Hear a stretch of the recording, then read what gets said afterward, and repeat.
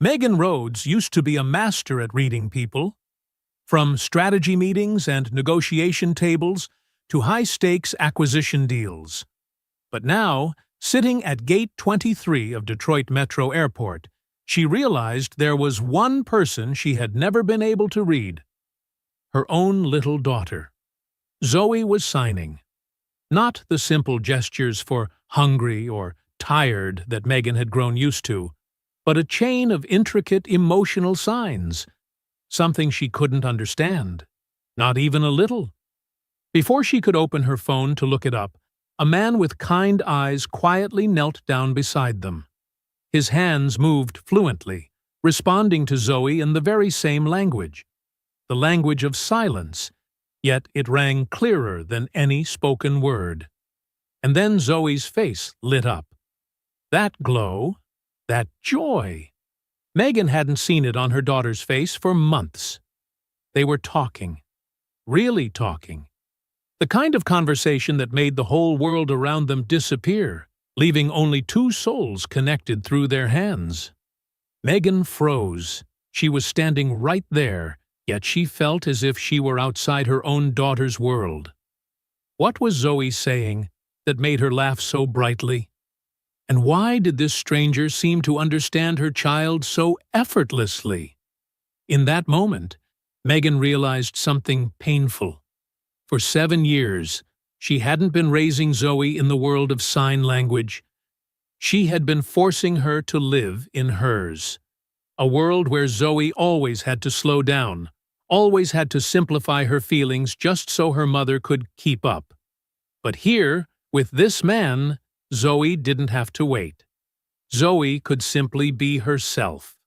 And that was when Megan Rhodes, product director at Lakefront Media Labs, the woman who had steered her company through the fiercest corporate storms, suddenly felt herself completely frozen. Because for the first time, she truly saw her daughter, and realized just how blind she had been all this time. If you believe that love isn't only in the words we say, but in the way we listen, hit subscribe so you don't miss the stories that touch the heart. But what happens when that flight, and that stranger, change the lives of Megan and Zoe forever? Let's begin with the flight to Traverse City. The flight to Traverse City had been Megan's idea, though she couldn't quite remember when exactly her desperation had turned into an actual plan.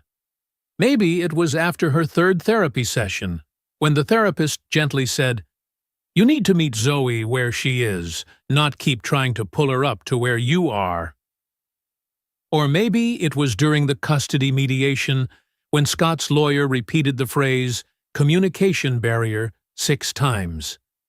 Each time she heard it, Megan felt as if someone had punched her straight in the gut. Communication barrier. It sounded as though the issue were merely a physical wall, not the painful truth that she, as a mother, had never spent enough time truly learning her own daughter's language. Whatever the reason, the result was this. She had booked 2 tickets to Traverse City. 1 week away from everything, just her and Zoe. No interpreter, no assistant, no buffer between them. That thought terrified her more than any board presentation ever had. Zoe sat cross-legged on the stiff airport bench, her purple turtle-shaped backpack resting against her legs. She had owned that backpack since she was 4. Even though Megan had tried to buy her newer, more grown-up ones, Zoe had always refused to switch. The fabric was worn thin now, one strap clumsily stitched where it had torn last summer. Megan had been the one to sew it. Late one night at the kitchen table, watching a muted YouTube tutorial so she wouldn't wake Zoe up. A small, ordinary moment, yet one of the few times she'd felt like she was actually getting motherhood right. The waiting area buzzed with the usual Friday evening chaos. Families eager for vacations, business travelers glued to their laptops, and a group of college students clinking overpriced beers from the bar across the concourse, their laughter drowning out the announcements. Zoe quietly observed it all, her eyes moving slowly, taking in every small detail that Megan would have easily missed. She had always been that way, meticulous, sensitive, and silent. It was the pediatrician who had first noticed. At 6 months old, Zoe tracked movement around her, but startled at vibrations rather than sound. By her first birthday, they had the diagnosis: severe bilateral sensorineural hearing loss. Megan had memorized every syllable of that phrase, as if mastering the medical term could somehow soothe the terror inside her. It didn't. Still, they tried to adapt. Megan threw herself into learning American Sign Language, with the same intensity and discipline she applied to everything else in her life. She hired deaf tutors, bought every textbook, downloaded every learning app, even joined a Tuesday night parent support group. During the first year, she was committed. She signed everything, narrated her day in ASL, plastered the house with notes and sign illustrations, even replaced their doorbell with a vibration system. Scott had tried too, for a while. But while ASL was a language to master for Megan, it was merely a temporary fix for Scott. A crutch until, as he said, they could fix the problem. The arguments began small at first. Should they pursue cochlear implants? How much speech therapy versus full ASL immersion? Was it fair, Scott asked, to let Zoe grow up in what he called a limited world? Looking back, Megan understood now. Their marriage had ended long before the divorce papers were signed. They were simply signing in 2 different languages. And neither of them was truly listening to the other. Now, watching Zoe's small hands move in intricate patterns she could only partially understand, Megan felt the full weight of her failures. Yes, she had learned ASL, but only enough to get by. Enough to ask whether Zoe wanted apples or oranges, whether she'd done her homework, if she was tired, cold, or needed the restroom. That wasn't the language of love. It was the language of survival. And somewhere between the whirlwind of work and responsibility, in the relentless climb that turned Lakefront Media Labs from a tiny startup into an 8-figure company, she had stopped learning, stopped improving, stopped reaching into her daughter's world. She had told herself, "It's fine." Zoe had interpreters at school. They still texted. They still FaceTimed. They still talked. But now, looking back, Megan saw the vast canyon between communication and connection. And only now did she truly understand how deep that abyss really was. Zoe's hands suddenly stopped, and she looked up at her mother, her eyes shimmering with an unspoken question. Megan recognized the sign for where and maybe what time, but the rest came too quickly. A blur of gestures, a rain of signs she simply couldn't keep up with. She reached for her phone, intending to type her response, when a shadow fell over them. "Excuse me," a voice said, warm, slightly raspy, the kind of voice that sounded like it had told many long stories. I couldn't help but notice. Megan looked up. Standing in front of her was a man who kept just enough distance not to intrude. He looked to be in his 40s, dark brown hair streaked with silver, tanned skin, the mark of someone who spent plenty of time outdoors. He wore jeans, a faded Patagonia jacket, and scuffed leather boots. Not stylish, but real. Everything about him seemed to say, "I don't belong in your world." Or at least, not in the world of glass offices and grand boardrooms that Megan was used to. But it was his eyes that caught her attention. Eyes lined with faint wrinkles, the kind that come from laughing often and living honestly. And he was smiling, not at Megan, but at Zoe. He slowly knelt down, gently, carefully, like someone approaching a shy cat, and lifted his hands. Megan froze, watching as his fingers began to move. A SL. but not the rigid, textbook-perfect signs she had learned from videos and manuals. His movements were fluid, rhythmic, alive, the kind of signing that came from the heart, not the head. He was asking Zoe about her turtle-shaped backpack, and in an instant, Zoe's whole face lit up. Her small hands began to dance, fast, graceful, full of excitement, so quick that Megan could only catch fragments, something about sea turtles, swimming, and a book she once read. The man laughed, a deep, genuine laugh that rang through the busy terminal, turning a few heads.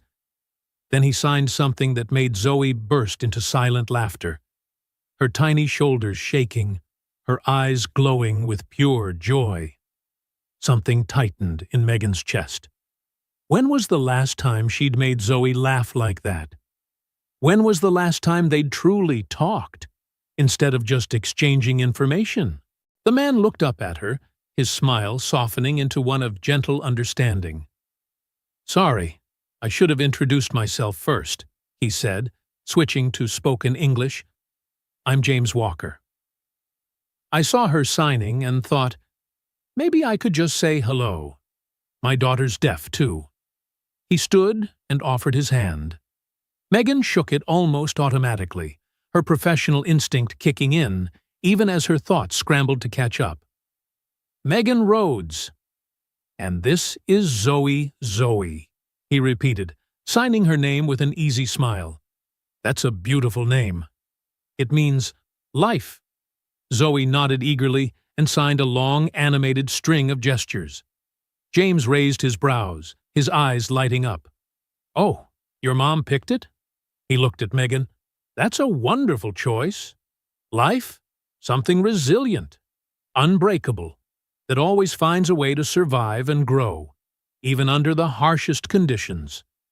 His gaze carried quiet admiration. "That's a very meaningful name." Megan felt her cheeks grow warm. She had once said those exact words. In a tiny hospital room, 2 hours after Zoe was born. She could still picture herself holding her newborn, counting each tiny finger, when the nurse asked for the baby's name. Scott had wanted something more traditional, Catherine or Elizabeth. But Megan had insisted on Zoe, because life never gives up. It endures pressure, adapts, and then shines. She had believed that name would be her daughter's shield. "Thank you," she said softly, her voice slightly hoarse. "Are you traveling with your daughter?" James shook his head. A flicker of shadow crossed his eyes, so fleeting that Megan couldn't name it. "No, Harper's in Traverse City with her grandmother. I had a few days of work in Detroit, and now I'm flying back." He hesitated, then added, "Actually, if you don't mind, could I sit with you for a bit? The flight's delayed about 90 minutes, and it's rare to meet another ASL family.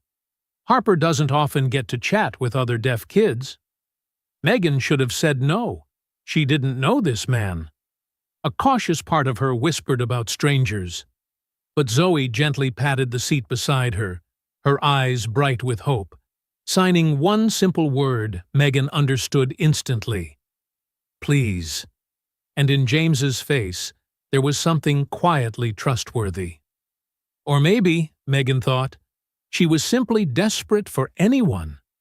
Someone who could speak to her daughter in the way she no longer could. "Of course," she said, keeping her voice calm. "We'd love some company." James sat down, moving with an ease that made it seem as if he already belonged in that space. Within seconds, he and Zoe were deep in lively conversation. Megan sat beside them, silently watching, trying to follow along, but she understood only a third of it. Zoe was talking about school, her art class, and something that had happened during recess. James listened with the kind of attentiveness few adults ever gave children, engaging with his eyes, nodding, smiling, asking questions with his hands and face. And Megan realized it had been so long since she'd seen Zoe like this, completely free, completely herself. James took out his phone, opened his photo library, and showed Zoe a picture. From her angle, Megan could see it was a photo of a little girl, about 9 or 10 years old, grinning wide, a gap where one tooth was missing, her hands frozen mid-sign. Zoe's eyes lit up. She began signing rapidly, her fingers moving so fast they blurred into streaks of light. "Zoe's asking if she can video call Harper," James translated, glancing toward Megan for permission. "That's my daughter. They both want to meet each other." Once again, Megan felt her heart tighten. Zoe wanted so badly to meet another deaf child that she had to rely on the father of a stranger, simply because she didn't have those connections in her everyday life. When was the last time Zoe had even mentioned a friend from school? When was the last time Megan had arranged a playdate or asked about her daughter's life outside of class, instead of just asking the interpreter whether Zoe was adjusting well? "Of course," Megan said, her voice raspier than she intended. "That sounds wonderful." James began setting up the call with the ease of someone who had done it many times before. Within seconds, Harper's face appeared on the screen.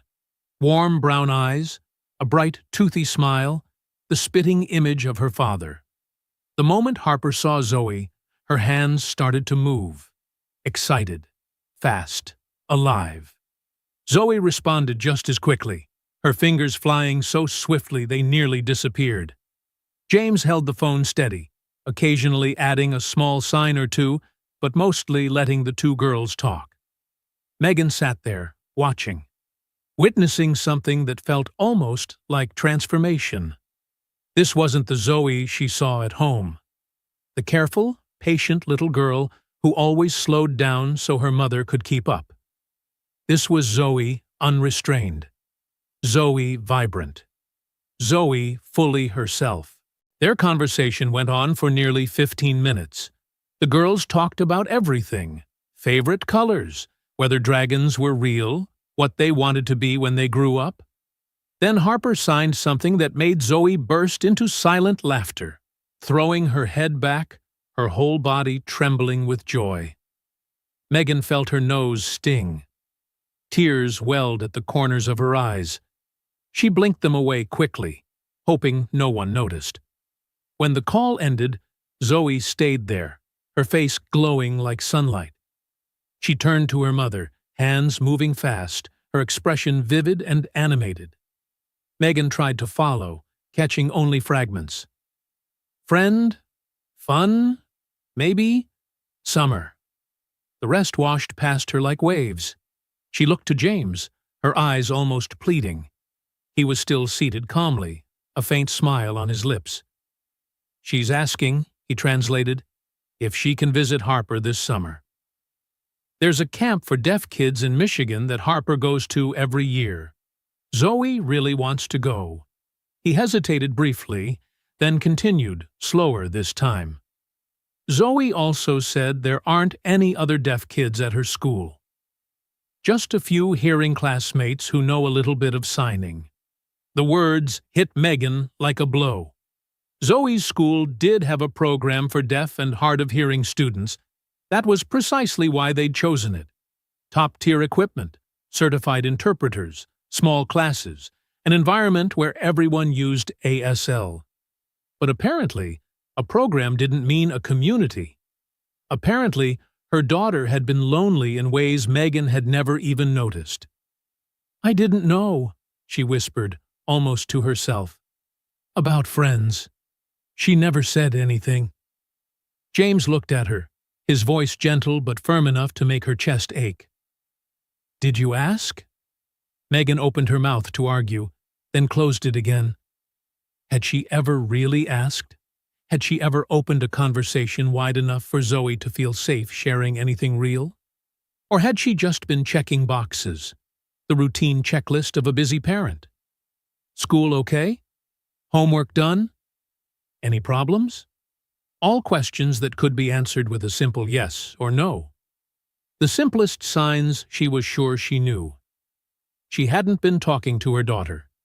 She'd been conducting a daily report with her own 6-year-old. Before the guilt could swallow her whole, her phone started vibrating again. Scott's name lit up on the screen. Megan exhaled sharply, muted the call, and slipped the phone back into her bag.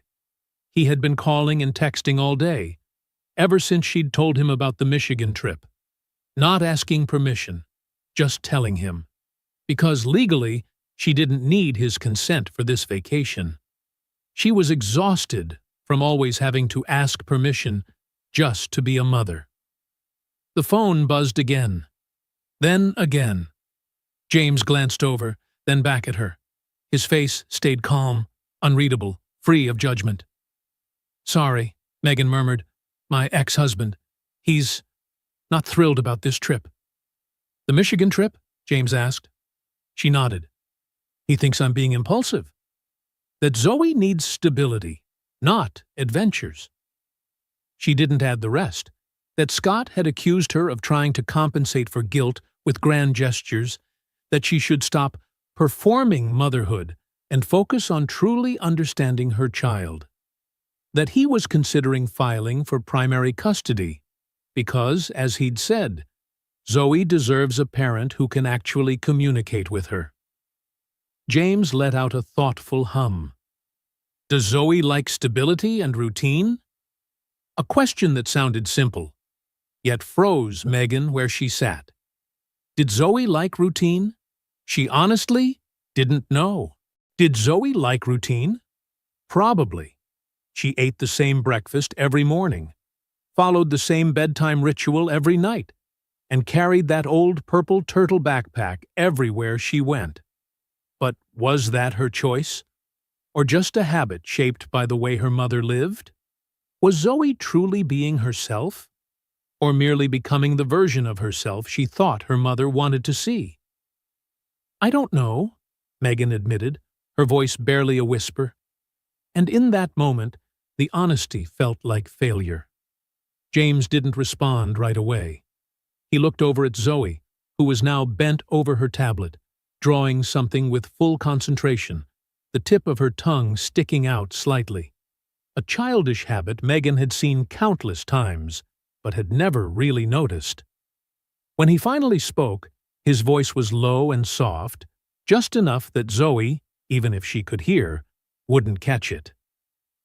"My wife left when Harper was 2, he said. "She said she couldn't handle having a special child." He lifted his fingers to make air quotes, his mouth twisting into a bitter half-smile. "At the time, I worked for a big corporation. Great salary, fancy title, inhuman hours. I'd get home after Harper was asleep and leave before she woke up. I convinced myself that providing was enough, that money could make up for not being there."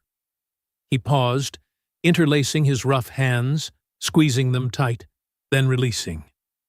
And one day, she was just gone. Left a note saying she'd tried, but she wasn't made for this kind of life. And since I was never really present anyway, I might as well handle it on my own. Megan sat still, a mixture of shock and empathy tightening her chest. "James, I'm so sorry." He shrugged slightly, a small gesture, but one that revealed how deeply that pain had been buried. "Honestly, it turned out to be the best thing that ever happened to me. Back then, it felt like the end of the world, but looking back, it was the turning point. I quit my job, became a carpenter. No more 6-figure salary, but flexible hours, enough to live. And most importantly, I got to be there. Really be there." He lifted his calloused hands into the light, veins raised beneath tanned skin. "I learned ASL like my life depended on it. Because, in a way, Harper's life did depend on it. Her joy, her identity, her connection to the world, all of it went through these hands." He looked down at them, then gave a faint, wistful smile. "I made mistakes, too. God, so many. But I learned something. Being present doesn't mean showing up. You can sit in the same room with your kid and still be miles apart. The words landed on Megan like a heavy blanket, pressing against her chest. She thought of her penthouse apartment, floor-to-ceiling windows, curated artwork, elegant furniture. She thought of Zoe's room, full of educational toys, assistive devices, everything money could buy, interpreters, tutors, therapists, all things she'd paid for and labeled as love. She had mistaken providing for parenting. "I am there," she said quietly, her voice close to breaking. "I eat breakfast with her, check her homework, sign what I can." James nodded slowly. "I believe you," he said. "But can you tell me what Zoe's favorite color is?" Megan froze. Of course she knew. It was purple. The backpack, her bedroom walls, even half her wardrobe. All purple. "Purple," she said firmly. James smiled softly, then turned to Zoe and signed something. Zoe looked up, eyes bright, her little hands moving fast, before bursting into a soundless giggle. James turned back, his smile gentle. "She says her favorite color used to be purple. Now it's teal, like the ocean. She changed her mind 4 months ago, after you took her to the aquarium. 4 months ago." Megan froze. She remembered that day vividly, a rare Saturday morning without meetings, when she'd spontaneously decided to take Zoe to the aquarium. Zoe had been mesmerized by the jellyfish tank, pressing her tiny palm against the glass, eyes wide with wonder. Megan had taken a picture, posted it on Instagram, captioned it, "Quality time with my girl," then spent the rest of the trip replying to work emails. She hadn't even noticed that, in that very moment, her daughter had fallen in love with a new color. James seemed to catch something in her eyes. He reached across the table and gave her hand a brief, warm, sincere squeeze. "Hey, you're here, right now. You're trying. And that matters." Megan pressed her lips together, her throat tightening. She wasn't sure if that was true, or if trying was ever enough. Trying sounded like a consolation prize, when Zoe deserved a gold medal. Her phone buzzed again. She looked down. 3 new messages from Scott, each more urgent than the last. The final one made her stomach knot. "If you get on that plane, I'll file for emergency custody Monday morning. Zoe deserves a parent who can actually communicate with her. And we both know that isn't you." Megan stared at the words until they blurred. The awful thing was, Scott wasn't wrong. She couldn't communicate with Zoe. Not in the way that truly mattered. She knew how to manage. She could get through each day. But she wasn't connecting. James was saying something, but all she heard was a faint ringing in her ears. She stood up abruptly, muttered an apology, and nearly ran toward the restroom at the end of the hall. Inside, she locked the stall door, pressed her back against the cold wall, and tried to breathe. Just breathe. The air felt thick. The fluorescent lights buzzed overhead. Somewhere beyond the tiled walls, a baby was crying, muffled, distant, heavy. Megan leaned her forehead against the cold metal door, and she wondered why she had ever thought Michigan was a good idea in the first place. Megan had once imagined this trip. Long walks where no words were needed, only the comfort of shared silence and the stillness of nature around them. She had pictured the hotel room with attentive room service and subtitled movies that Zoe always loved to watch. She had imagined that somehow, simply by changing the scenery, by trading one city for another, one atmosphere for another, she would magically become the kind of mother Zoe deserved. But now, sitting in the cold, sterile airport restroom, she understood. You can't run away from your own shortcomings. You can't patch over 7 years of distance with 1 week in Traverse City. Her phone buzzed again, Another message from Scott. This time it was a screenshot of a legal document. He wasn't bluffing. He really was going to file for custody. And maybe he should. Maybe Zoe would be better off with a father. Flawed, yes, but at least honest about his limits. Scott had never pretended to be anything else. He'd been upfront about not believing ASL was essential, that technology and medical intervention were the future, that if Zoe just tried hard enough, she could live like a normal person. Megan had fought him over that. She had insisted that Zoe needed to be immersed in deaf culture, to be proud of herself, of her language, of her identity. She had truly believed she was right. But now she saw herself for what she was, a hypocrite. She had preached about ASL as something sacred, yet never mastered it herself. She had talked about the deaf community, though Zoe had never had a single deaf friend. She had built an entire philosophy of parenting and failed to live by it. The knocking on the stall door startled her. "Occupied," she said, her voice catching. But the knocking came again, louder this time. Megan frowned, unlocked the door, ready to unleash her irritation at whoever couldn't take a hint, and froze. James stood there, right inside the women's restroom. He looked both awkward and determined, like a man who knew he shouldn't be there, but had decided he needed to be anyway. "You can't be in here," she said flatly. "I know," he replied. "Zoe was worried. She saw your face before you left." He shifted his stance, lowering his voice. "Listen, I don't know what's going on, and you don't have to tell me. But that kid out there, she adores you. I can see it.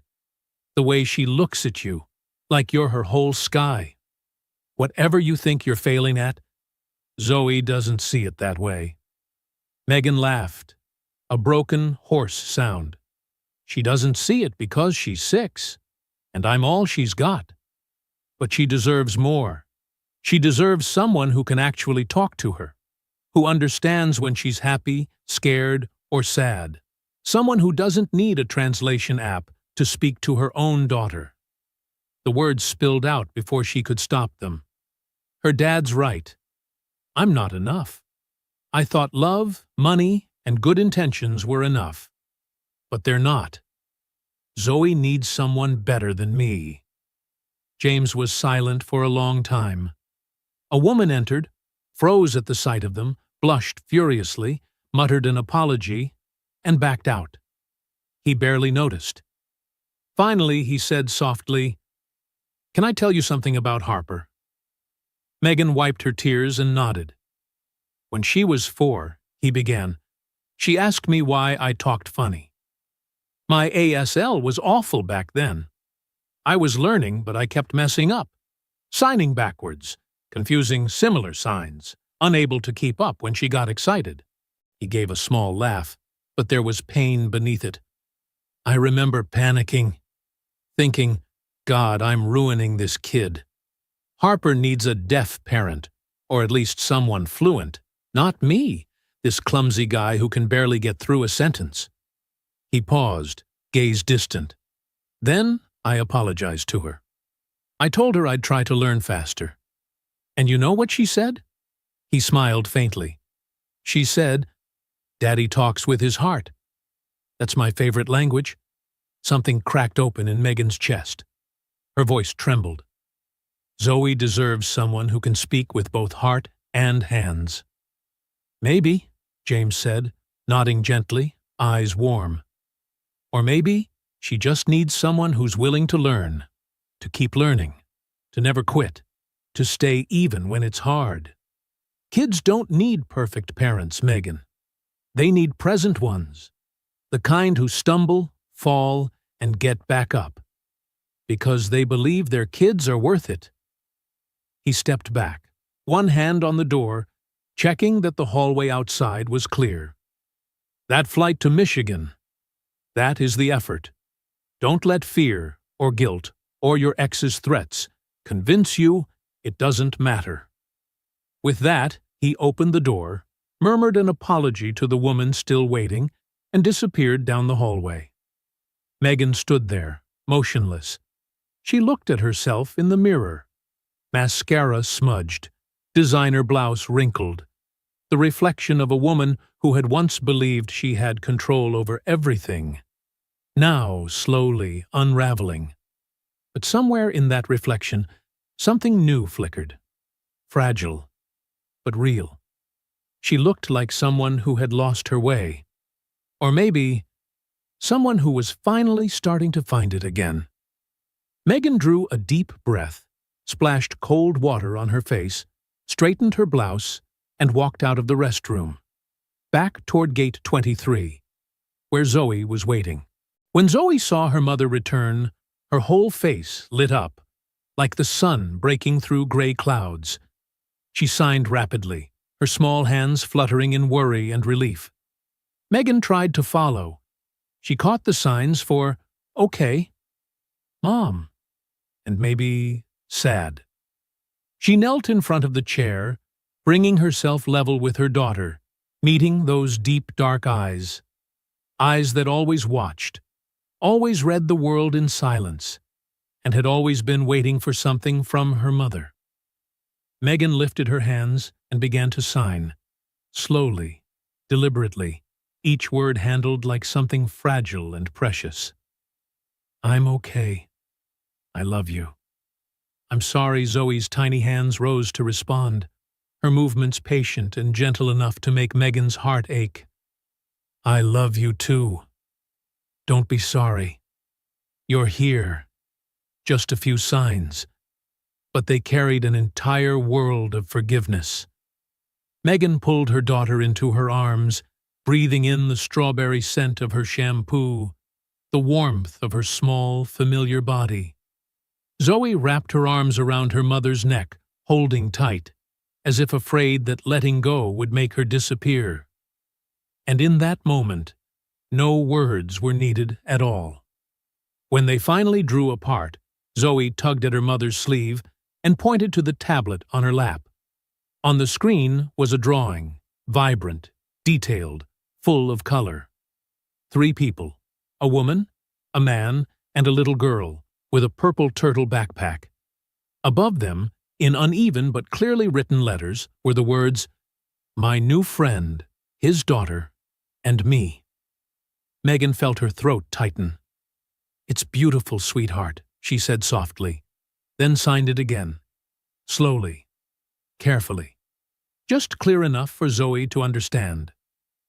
Zoe smiled, then began to sign a longer chain of phrases, her face shifting with every emotion like ripples across a quiet lake. Joy, excitement, tenderness, vulnerability. Megan caught only fragments. Learn. Fast. Stories. The rest slipped away, lost in the graceful blur of her daughter's hands. She looked toward James, who was sitting a few seats away, pretending to scroll through his phone to give them privacy. "James," she called quietly. He looked up. She gestured toward Zoe, a small, helpless shrug, a silent plea for help. James watched Zoe for a moment, reading her signs carefully, then nodded. "She's asking," he translated gently, "if you can learn to sign faster, so you can keep up with her stories. Zoe says she has so many things she wants to tell you." The words washed over Megan like a wave. Of course, Zoe had stories.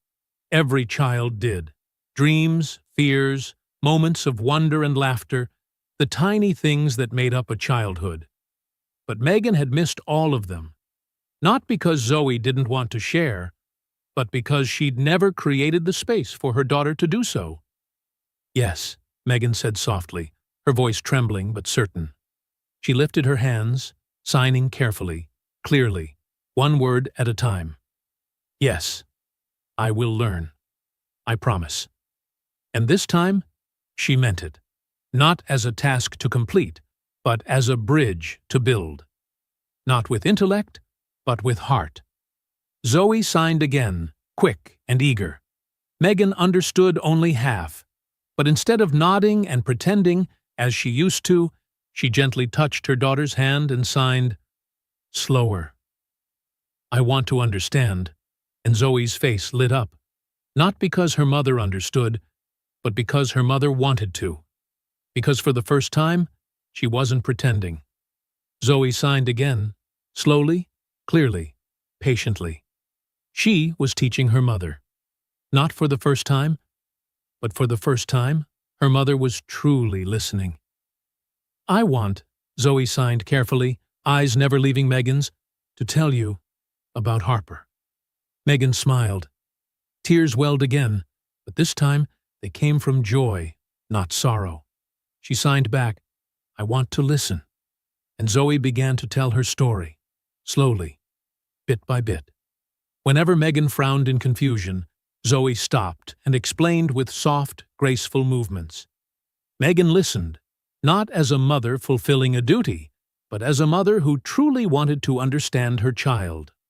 For the first time, at noisy Gate 23 of Detroit Airport, they were truly talking, not with words, but with love, in the shape of two hands learning how to find each other. James quietly watched the mother and daughter for a moment, a small smile flickering at the corner of his mouth. When Zoe paused to sip her water, he leaned toward Megan, his voice low and gentle. "You're doing really well." Megan gave a faint, uneven smile. "No, I'm not. I'm tripping over every sign. Zoe has to stop every 3 words." James smiled kindly. "Yes, and she's being patient, because for the first time she sees you trying, not trying to be good enough, but trying to understand her." He paused, eyes following Zoe, as she fished a snack from her purple turtle backpack. "Can I ask you something?" "Sure. What's Zoe's best friend's name at school?" Megan opened her mouth and closed it again. Silence. She didn't know. Zoe had friends. The interpreter had told her so. Zoe's very social. She gets along well with everyone. But the names of those friends? She'd never heard Zoe mention even one. "I don't know," she admitted, her voice barely audible. James nodded, not judging, just encouraging her to keep going. "What about her favorite food?" "Pasta," Megan answered immediately. "She eats pasta all the time?" "What kind?" Megan hesitated. The simple question felt like a blade turning in her chest. Zoe ate pasta, but because she liked it, or because it was what her mother ordered?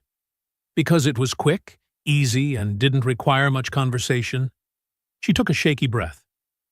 "I'm not sure." James nodded slowly. "What is she afraid of?" he asked, still in that calm, unpressured tone. "Not big fears. I mean the small ones. The kind only children have," Megan tried to think. "The dark?" "No. Zoe slept fine without a nightlight." "Thunder?" "No." She couldn't hear it. "Bugs? Strangers?" "No." She wasn't sure at all. 7 years of motherhood. And she didn't know what scared her own daughter. "I don't know," she whispered, her voice cracking. James stayed quiet for a moment, as if honoring that silence. Then he spoke softly. "When Harper was 6, the same age as Zoe, I thought I was doing great, too. She went to school, ate well, slept on time. Everything seemed fine. Until her teacher called me one day. Harper had a meltdown at school, crying uncontrollably, refusing to use the restroom."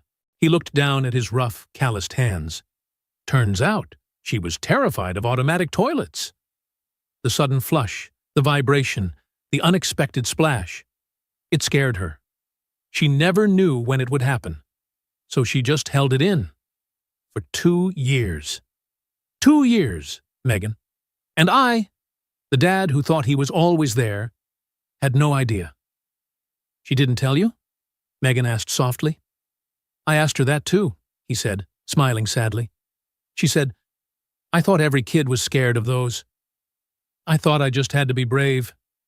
He lifted his gaze to meet hers, Kids don't always tell us things. Sometimes they need to be asked. Sometimes they just need to know that we want to know. Not to fix it, not to solve it, but simply to understand. Megan turned to look at Zoe, calmly munching on a granola bar, eyes fixed on her tablet, peaceful and focused. Her daughter, the one she thought she knew.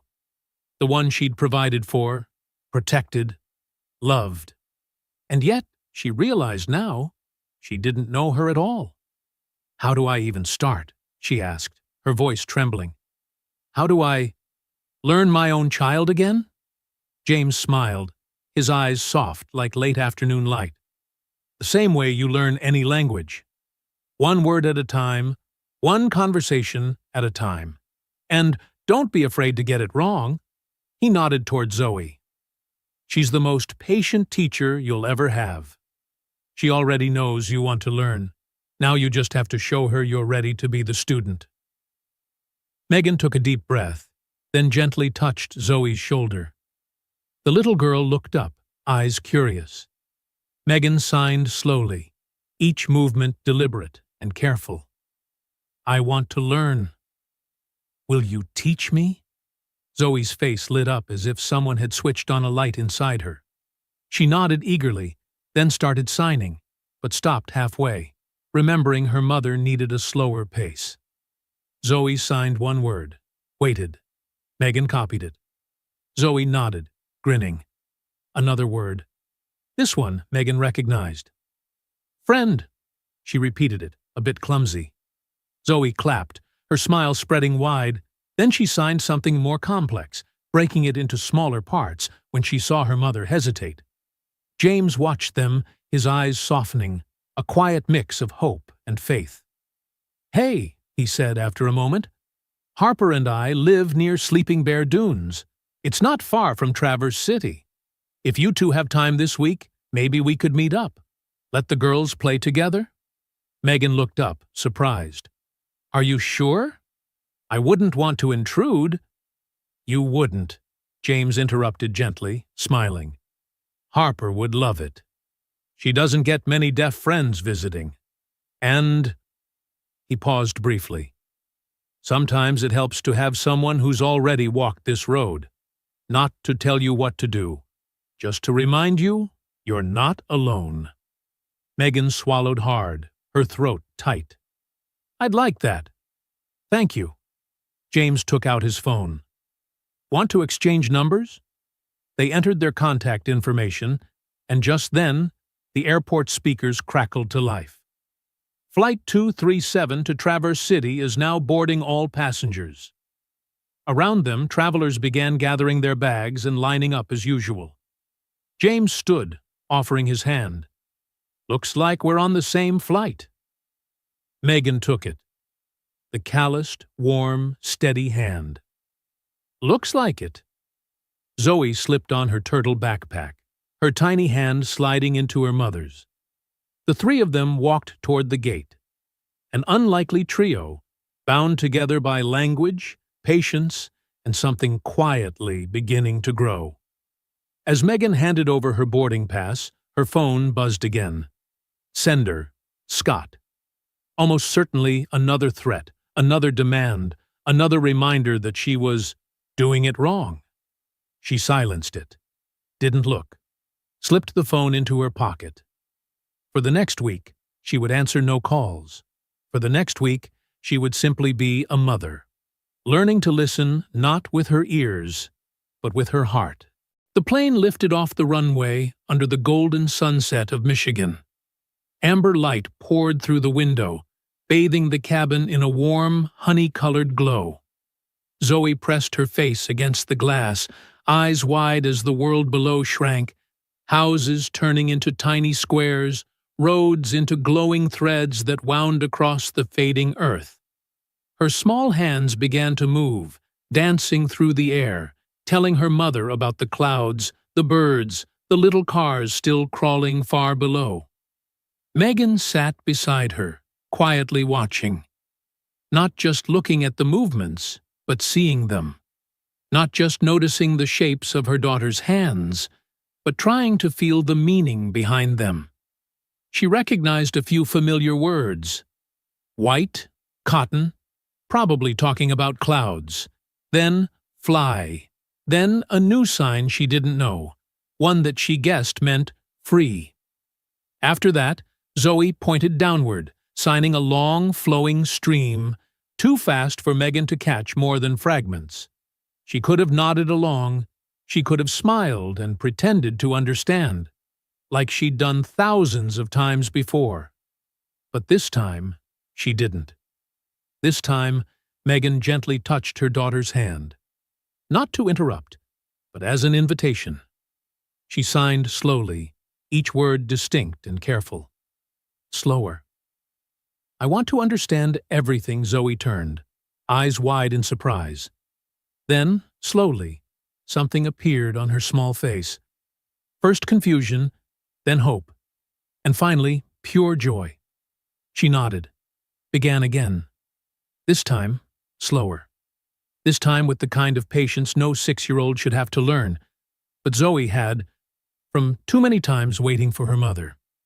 Clouds, she signed, pausing for her mother's nod. Like, pause. Cotton. Megan nodded, signed back. Cotton. Yes, Zoe giggled, her face shining like the sunlight glancing off the window pane. I want, she paused, looked at her mother, to touch, see, if soft. Megan nodded, signing again, slower, but steady. You want to touch the clouds to see if they're soft? Zoe clapped silently, her whole body trembling with excitement. Mom understands. Mom really understands.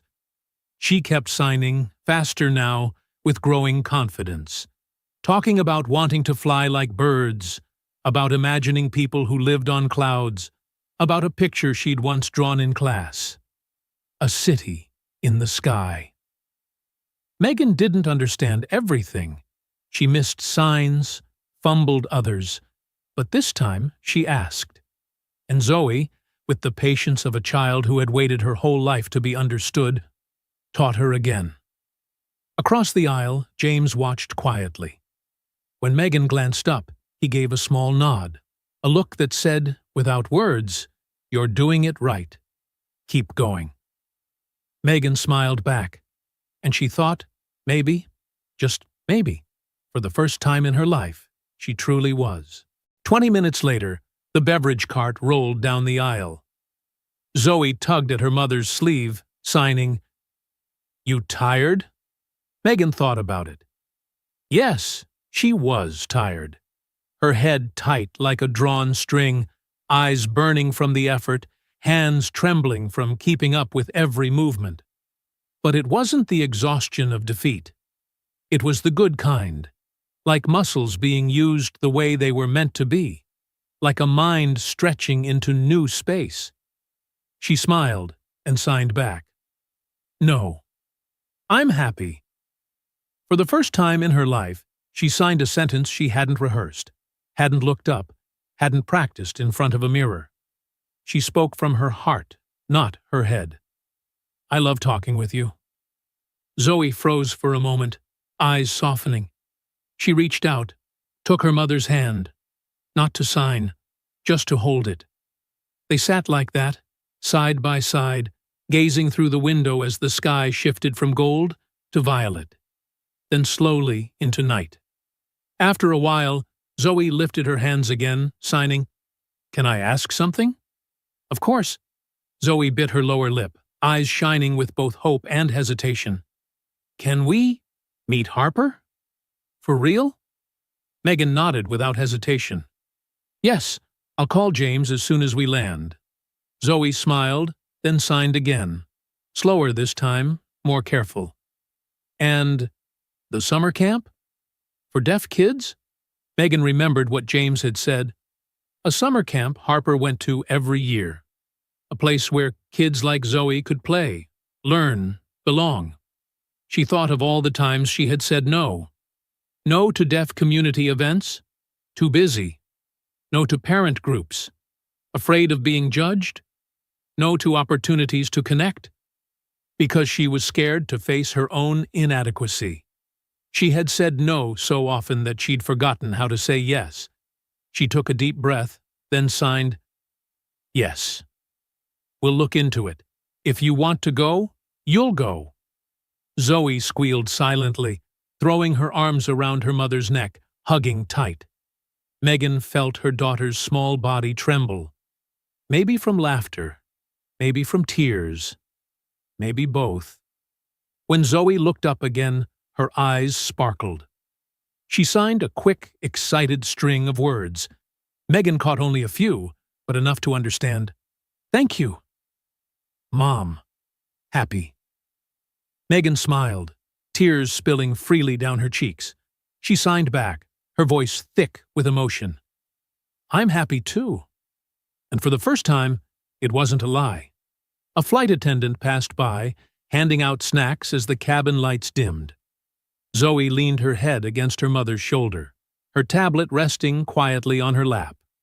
She wasn't drawing or signing, just sitting in peace. The kind of peace only a child who feels completely safe can know. Megan looked out the window, at the sky darkening to deep indigo. Somewhere below lay Traverse City, Sleeping Bear Dunes, and a week ahead meant just for the two of them. She wasn't naive enough to think everything would be perfect. A week couldn't repair 7 years of distance.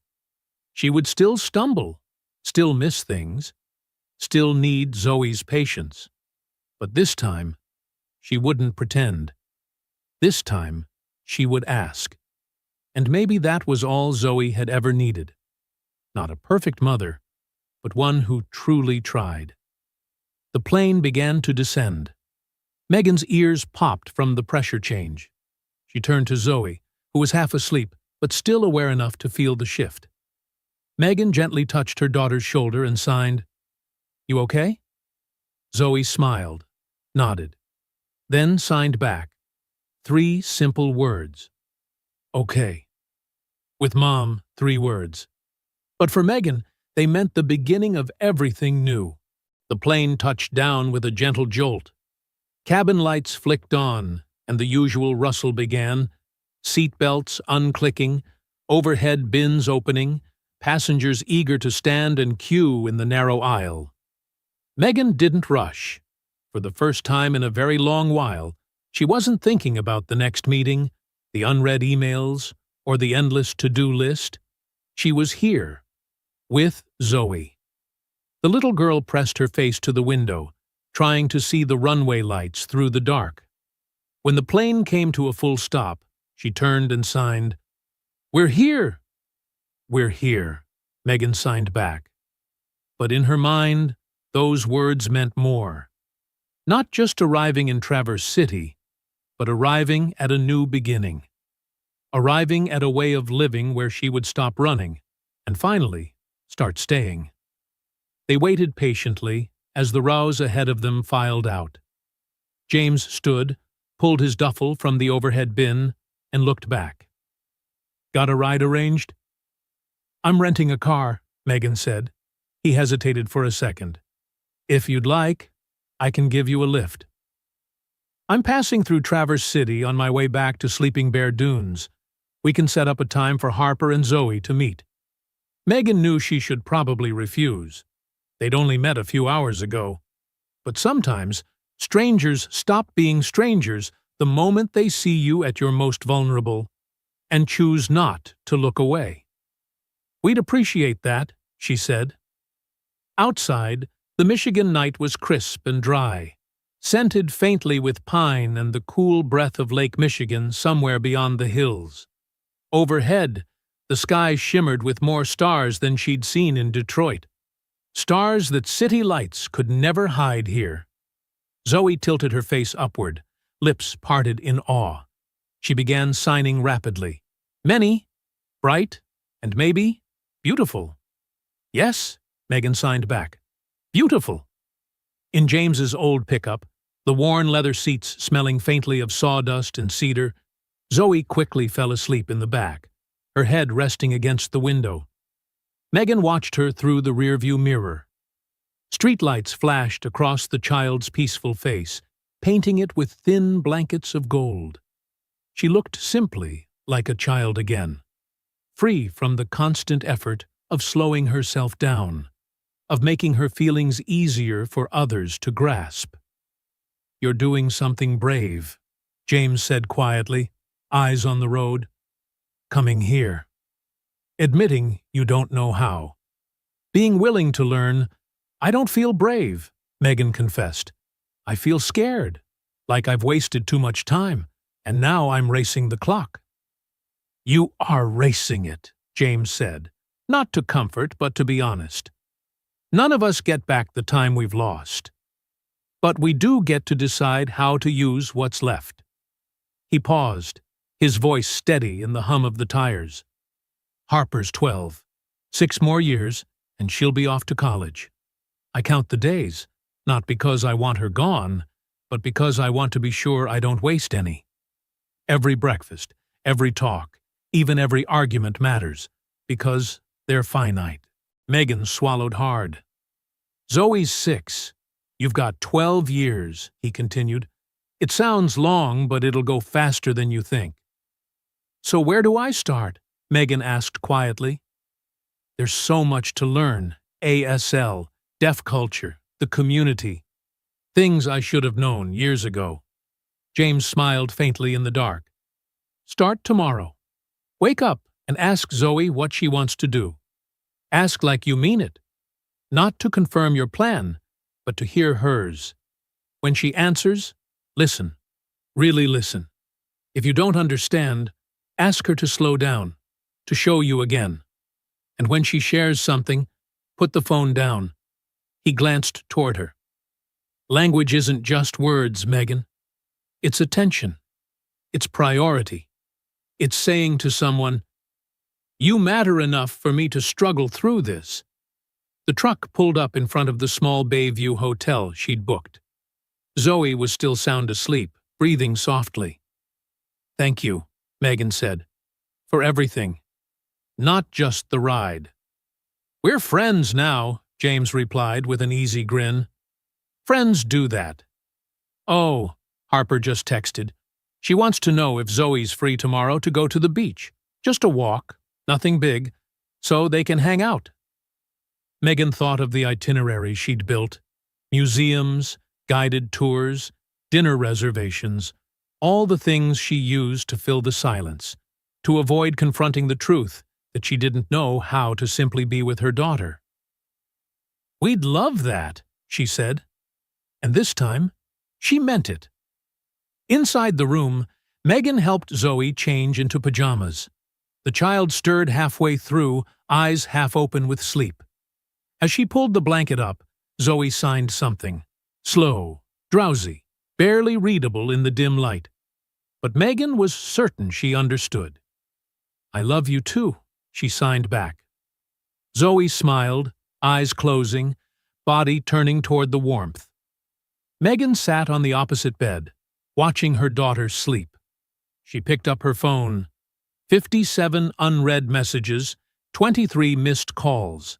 Mostly from Scott, the rest from work. She could open them. She could let them devour the fragile calm she'd just built. Instead, she powered the phone off. Not silent. Off. Completely. Then she opened her laptop, typed ASL classes near me. Then, summer camps for deaf children Michigan. Then, how to support deaf kids when you're a hearing parent. She had so much to learn, so many years to make up for. But for the first time in 7 years, she felt she was finally facing the right direction. The next day, on the sand of Sleeping Bear Dunes, Megan watched Zoe and Harper run along the shoreline. 2 little figures chatting in their own language, a flurry of hands and laughter that carried no sound, yet somehow filled the air like music. James stood beside her, both of them silent, smiling whenever their daughters laughed. That laughter without sound, the purest music there was. "You know," James said, "last night Harper asked if Zoe could be her little sister." Megan laughed, blinking back tears. Zoe drew a picture with Harper in it. She called her my new sister. James chuckled, eyes crinkling. We could do worse. Two girls who found each other, and two adults who finally understand that love sometimes means struggling, failing, and trying again. Megan looked at her daughter, really looked, and thought about all the conversations still waiting for them. The stories Zoe would tell. The years ahead spent learning a language not just of hands, but of the heart. It wouldn't be perfect. She'd still make mistakes, still miss things, still need Zoe's patience. But she would be there. Truly there. And maybe, in the end, that was what mattered most. Zoe turned and waved for her mother to join. She signed quickly, gleefully. Megan couldn't catch it all. But instead of nodding vaguely, she walked down onto the damp sand, knelt to meet her daughter's eyes, and signed, one more time. Slower. I want to understand, and Zoe, with the brightest smile Megan had ever seen, began again. One word at a time, one sign at a time, one story at a time, teaching her mother the language she should have learned long ago, but was finally ready to embrace. The language of love. The language of connection. The language that doesn't need perfection. Only sincerity. Under the Michigan sun, with the waves murmuring a song neither of them could hear but both could feel, mother and daughter began again. Not from the starting line, but from exactly where they stood. Together. At last. If this story touched your heart, don't forget to like, subscribe, and turn on the bell so you won't miss the next journey of healing. Have you ever shared a language that was yours alone with someone you love? Tell me your story in the comments. I'd love to read it.